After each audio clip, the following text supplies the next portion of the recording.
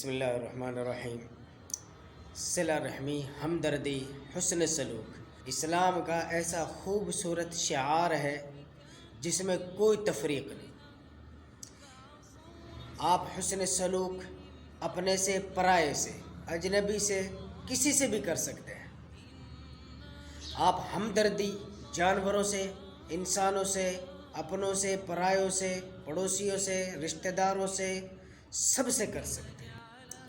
لیکن اس سے پہلے ایک گزارش ہے کہ جس نے ابھی تک چینل حسن تدبیر کو سبسکرائب نہیں کیا ہے وہ فوراً جلدی سے سبسکرائب کر لیں۔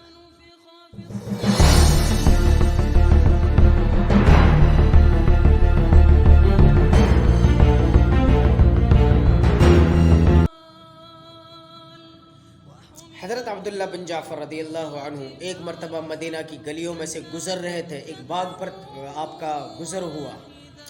اس باغ میں آپ نے دیکھا کہ ایک غلام ہے، غلام جو کھانا کھا رہا ہے، غلام کھانا کھا رہا ہے، لیکن اس کے ساتھ میں ایک کتا بھی بیٹھا ہے۔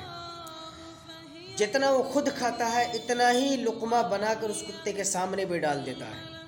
اب وہ کتے بھی کھا رہا ہے۔ حضرت عبداللہ بن جعفر یہ دیکھ کر حیرت میں رہے۔ جب وہ کھانے سے فارغ ہو گئے تو آپ اس کے پاس میں گئے اور اس سے پوچھا کہ میں نے تمہاری ایک عجیب بات دیکھی ہے، ایک عجیب بات دیکھی ہے۔ اس نے کہا کہ آقا کیا بات دیکھی ہے میری عجیب؟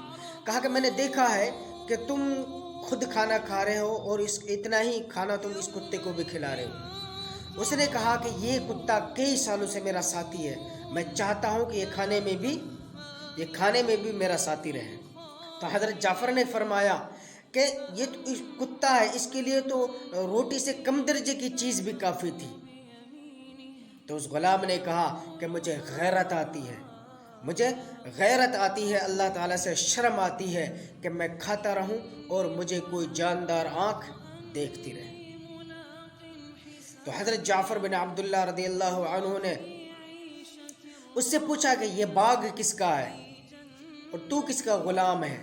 اس نے کہا کہ حضرت عثمان کے وارثوں کا باغ ہے اور میں انہی کا غلام ہوں۔ تو حضرت جعفر وہاں سے رخصت ہو کر وہاں سے واپس آئے۔ تو حضرت جعفر وہاں سے لوٹ کر حضرت عثمان کے وارثوں کے پاس گئے۔ کہا کہ بتاؤ کیا کام ہے؟ کہا کہ جو تمہارا وہ باغ ہے وہ مجھے بیچ دو، میرے ہاتھ فروخت کر دو۔ حضرت عثمان کے وارثوں نے کہا کہ بغیر قیمت کے آپ اسے لے لیں، آپ کے لیے وہ ہدیہ ہے، کوئی قیمت نہیں چاہیے، ہمیں کوئی پیسہ نہیں چاہیے۔ کہا کہ آپ بغیر قیمت کو اس کو لے لیں۔ حضرت جعفر نے کہا کہ نہیں، یہ تو میں نہیں لوں گا، اس کی قیمت طے کرو، قیمت طے ہونے کے بعد میں پھر میں اس کو لوں گا۔ تو بہرحال قیمت طے ہوئی۔ قیمت طے ہونے کے بعد میں حضرت جعفر رضی اللہ عنہ نے وہ لے لیا، وہ اس کی ملکیت میں آ گیا، اس کے مالک ہو گئے۔ اس کے بعد میں حضرت جعفر بن عبداللہ رضی اللہ عنہ اس باغ میں اس غلام کے پاس تشریف لے گئے اور اس غلام سے کہا کہ میں نے یہ باغ اور تمہیں دونوں کو خرید لیا ہے۔ تو وہ غلام کہنے لگا کہ آپ کو یہ خریداری مبارک ہو، آپ کو یہ خریداری مبارک ہو اور اللہ تعالیٰ آپ کی اس خریداری میں برکت عطا فرمائے، لیکن مجھے اپنے مالکوں سے بچھڑنے کا صدمہ ہے، رنج ہے۔ اور انہوں نے بھی یہی بات کہی تھی۔ جب اس نے غلام خریدنے کی بات کہی، حضرت عبداللہ بن جعفر نے کہا کہ باغ تو ہم دے سکتے ہیں لیکن غلام نہیں، کیونکہ وہ ہمارے ساتھ بچپن سے رہا ہے، ہمیں اس سے محبت ہو گئی ہے، اب اس کی جدائی ہمیں بھاری ہے۔ یہی بات اس غلام نے کہی کہ میں اپنے مالکوں سے جدا ہو رہا ہوں، مجھے اس چیز کا صدمہ ہے، رنج ہے، کیونکہ میں ان کے ساتھ بچپن سے رہا ہوں، مجھے ان سے بہت پیار ہے، بہت محبت ہے۔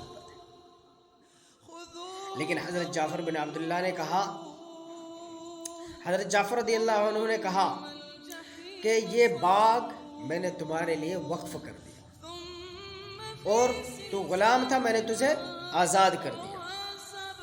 تو اس غلام نے اور بڑی بات کہی جو حیرت میں ڈال دینے والی بات تھی، وہ یہ تھی کہ اس غلام نے کہا کہ تو پھر آپ گواہ رہیں کہ یہ باغ میں نے حضرت عثمان کے وارثوں پر وقف کر دیا۔ تو حضرت جعفر اس کی یہ بات سن کر اور زیادہ متحیر ہوئے، تعجب میں رہے اور اس کو دعا دیتے ہوئے واپس لوٹ کر آ گئے۔ تو یہ مسلمانوں کے اسلاف کے غلاموں کے کارنامے تھے۔ تو ہمیں بھی خیال رکھنا چاہیے ہماری اڑوس پڑوس میں ہر جانوروں کے ساتھ صلہ رحمی کر ہمدردی کرو، انسانوں کے ساتھ ہمدردی کرو، غریبوں کے ساتھ حسن سلوک کرو، رشتہ داروں کے ساتھ میں حسن سلوک کرو. یہ ہمارا فریضہ ہے. اسلام کی خوبصورت ایک پہچان ہے، ایک دلیل ہے.